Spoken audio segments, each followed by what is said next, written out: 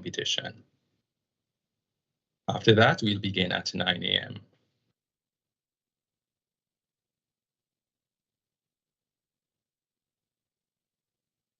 Thank you.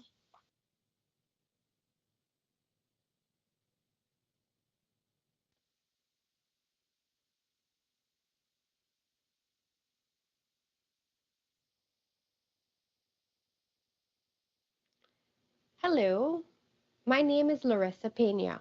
I'm an attorney at law, admitted to practice in Trinidad and Tobago, and a judicial counsel with the Caribbean Court of Justice. In 2014, I had the wonderful opportunity of being able to participate in the CCJ Moot. This was an incredible and invaluable experience. To this day, I still look back fondly on that moment.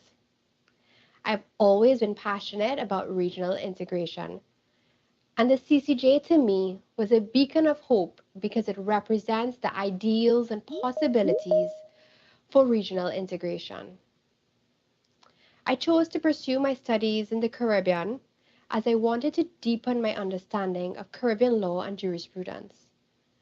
Through the Moot competition, the CCJ gave me a platform where I was able to focus my mind on a regional and fictitious fact pattern that raised issues of regional importance. In my time, the issue raised dealt with the freedom of a CARICOM citizen to move within the CARICOM region freely. What I particularly enjoyed is having the opportunity to appear before the experienced and acclaimed judges of the region to present my fictitious case. As I was passionate and eager to become an advocate attorney, this to me was as close to the real experience as I could get. I imagined myself being a practitioner, grappling with these real issues in practice. The CCJ allowed me to deal with Caribbean issues that face my people in a very real and practical way. My advice for you going forward is to prepare, and prepare. Have an intimate, detailed knowledge of the relevant treaties, agreements, and amendments. Be familiar with the judgments of the court as well as the rules of the court. Read the speeches and papers of the judges, which can be found on the CCJ website. Know your fact pattern, know the strengths and weaknesses of your fact pattern, and develop an approach to dealing with the weaknesses in your fact pattern. Develop a strategy for dealing with judicial interventions. It is very important to have good teamwork and to play the role of devil's advocate for each other. Make sure that you are aware of the formality of the court, and most importantly, remember to enjoy the experience. Good luck. Hi, I'm Kurt Da Silva, and I was lead counsel for the University of Guyana team in 2013. As an experience in my first year of law studies, it was truly a blessing. I got to meet persons who would later become my classmates at the Wooding Law School, and some of them are still friends today. Even more, I got to meet judges of the CCJ, and the encouragement and guidance they provided to me then really helped me to be where I am now. The Moot this year will be a little bit different because it's completely virtual, but don't underestimate the impact you can make even in this environment. Prepare well and present freely and fluently. Let persons see the best of you and of your skills as an advocate. And make use of the opportunity to learn about the rights under the revised treaty and how to advocate for such rights, because that can really help you later on in your career. So, to all the Mooters, all the best in the competition, in your studies and in your careers. My name is Crystal Sukra, and I'm a judicial counsel at the Caribbean Court of Justice. I had the privilege of participating in the Caribbean Court of Justice 8th Annual International Law Mooting Competition in 2016, when I was in my final year of my undergraduate studies in law at the University of Guyana. The Moot was a rewarding experience. My team had the privilege of being mentored by the Honorable Mr. Justice Duke Pollard, former judge of the Caribbean Court of Justice, who is my mentor to this day. At the Moot, I saw the main players in action, the interaction of registry with the bench, and the role of judicial counsel. It was at that point that I realized that I too want to become a judicial counsel one day. I was able to strengthen my advocacy skills, my research skills, and I also made lasting friendships. It is perfectly normal to feel nervous and anxious, but just know that preparation assures confidence. It allows you to seize the moment and make the courtroom your own. So learn your case, know it inside out and from all angles, so that you're not overly dependent on your speaking notes. And most importantly, just have fun, relax. This is a once-in-a-lifetime experience.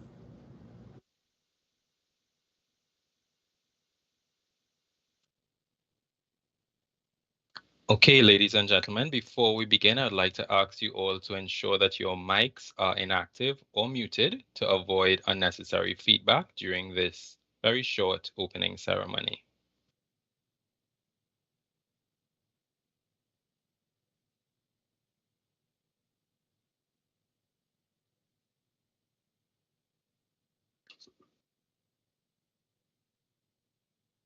So hopefully everyone would have done that already, and we can begin this morning.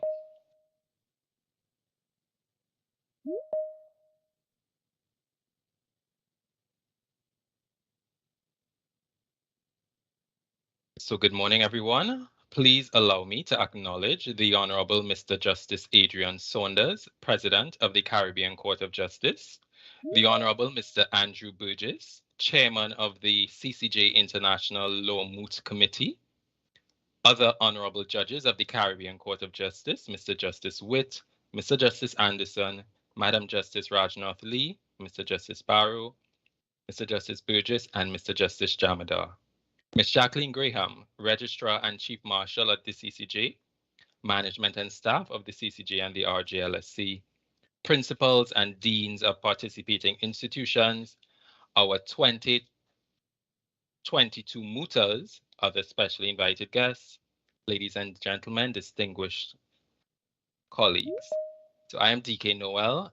I am the Chief Public Education and Protocol Officer at the CCJ, and it really is my distinct pleasure to welcome you to the 12th annual CCJ International Law Moot Competition and the first virtual moot. As someone who's new to the court, I was elated when approval was given to proceed with this year's competition. We all know that for the last 2 years, there were many restrictions which would have prevented an in-person competition. While some of these restrictions are still in place, we decided that the show must go on. Well, in this case, the moot must go on. So this year's competition, as you can see, is virtual.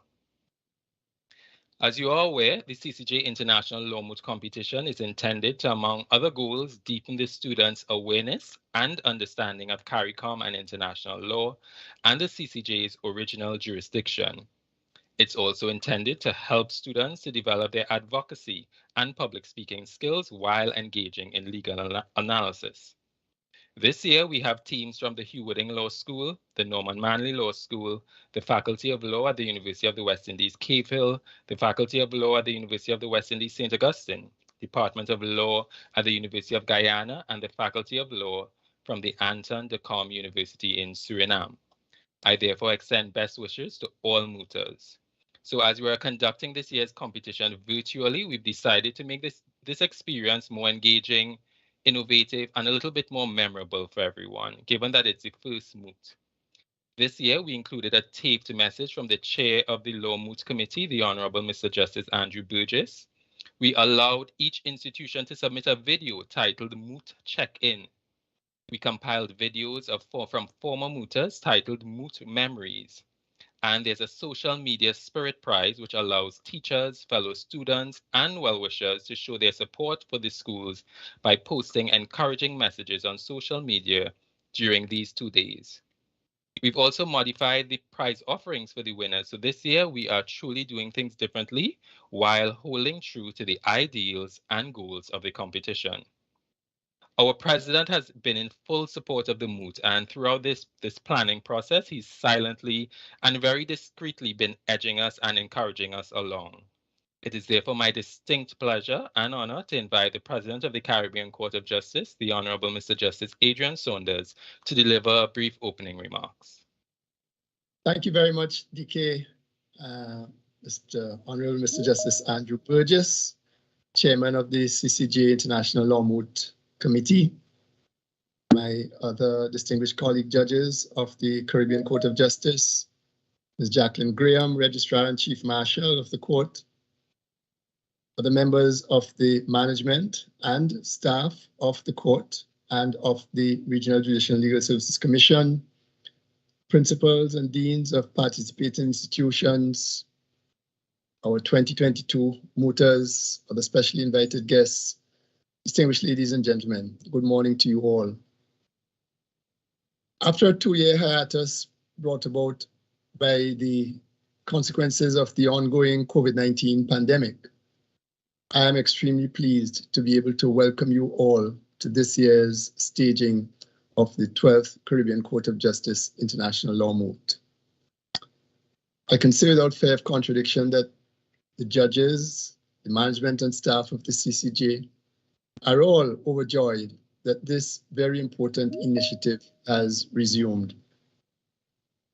You can't imagine how wonderful it is for me to know that there are all of these bright-eyed, bushy-tailed young lawyers raring to go on the interpretation and application of the revised Treaty of Chaguaramas that establishes the Caribbean community and the CARICOM single market and economy. While the modalities for the proceedings over the next 2 years are different, the significance of and the impetus behind hosting this event remain the same today as they were since the inception of this competition. Our Moot has been an important activity on the court's calendar since its inception.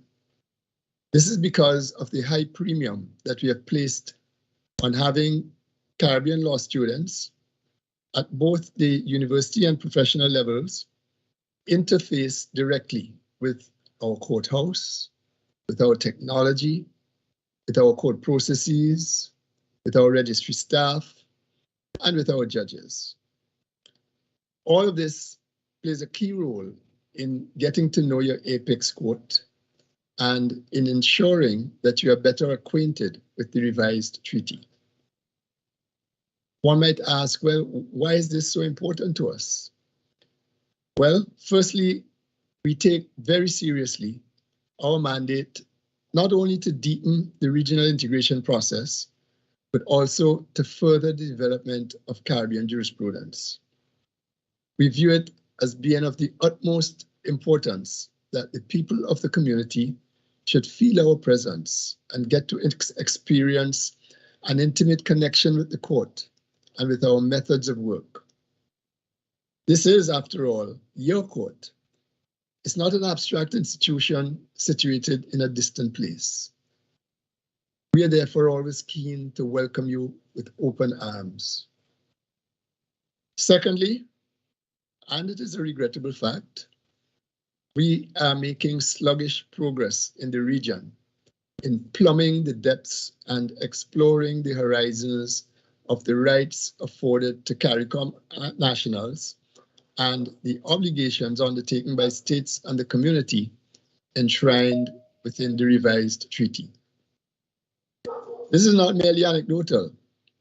Between July 2008, when the CCJ delivered our first decision in the original jurisdiction, right up to today's date, there have been only 35 judgments and 1 advisory opinion published in total by us. This means that the CCJ has made, on average, a mere 3 pronouncements per year on matters concerning the revised treaty.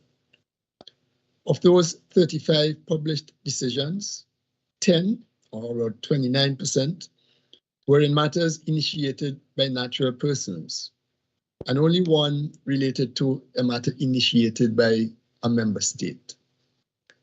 The 25 remaining judgments relate to disputes concerning business enterprises, each of which had to do in some way with the common external tariff. Remarkably, to date, there have been no referrals from a domestic court or tribunal. I think that throughout the region, we can and should do better than that. The treaty and the CSME is secure for people and companies the rights to establish businesses, to provide services, to move capital, and to enjoy free movement throughout the community. The aim is to enhance the participation of the region's peoples in the integration movement and to establish conditions that would facilitate access by CARICOM nationals to the collective resources of the region on a non-discriminatory basis. An average of 3 cases per year signals that much more needs to be done to ensure that optimal use is made of the court's original jurisdiction in clarifying, promoting, and protecting the rights available by the revised treaty. Hosting the annual Moot is one way in which the court can develop greater awareness of the processes designed to promote regional integration within the framework of the treaty. It is our hope that in bringing you, law students, face to face with the nuances of the revised treaty, with the procedures for pursuing the rights bestowed by it, and with the court that interprets and applies the treaty, that this will ignite your passion as practitioners and scholars for the advancement of community law. The Moot also provides a unique platform for you to showcase, to test, and to hone your written and oral advocacy skills in a courtroom setting that is similar to what you would experience in the real world of practice. Of course, the court has its own interests in the arguments marshaled at these moots. The Honorable Mr. Justice Burgess, and before him, Mr. Justice Hayton, and the Moot Committee go out of their way to contrive fact patterns for the moot that are realistic. Fact patterns that yield knotty issues rooted in grey or difficult aspects of the treaty. We therefore find it interesting and stimulating to hear you navigate these areas so that if and when the same issues arise before us, we would already have benefited from your reflections on them. It is my hope that students, teachers, and the wider public online with us will find today's and tomorrow's proceedings enriching and enlightening. To the mooters, I'm sure that you have all prepared very well, and so I encourage you simply to do your best. In this vein, I wish to part with the words of one of our erudite and eminent jurists from the region, Sir Sridath Ramphal. Although his remarks were made under entirely different circumstances, I find the sentiments to be opposite. And so to the mooters, I say, you are heirs to a great tradition. It will be your challenge to enhance it. May the best team or teams win. I thank you very much. Thank you very much, President Saunders, not just for your presence here this morning, but for your overwhelming support, your words of encouragement for the mooters, and for placing the CCJ and the current environment into context. So ladies and gentlemen, as you know, this is the first virtual moot. The rules had to be tweaked a little bit to be adaptive and to be reflective of the current environment and the current approach. So we wish to remind everyone that in order to ensure balance and fairness, the teams do not have access to any moot which preceded theirs. Therefore, the session on day one, today's sessions, will not be live to the public, but the last day's session will be live and can be viewed via YouTube. The closing ceremony will also be viewed via YouTube once you wish to view it also. So those links will be available on our social media platforms, and you can click to participate. So at this time, it's simply left for me to formally end this brief opening ceremony. We hope that you will join us tomorrow for the final session and the award ceremony, which start at 9 a.m. And I thank you for viewing this brief opening ceremony of the 12th annual CCJ International Law Moot Competition. And I wish you all a safe and enjoyable day. And I wish all our mooters who are on the call all the best. Thank you very much.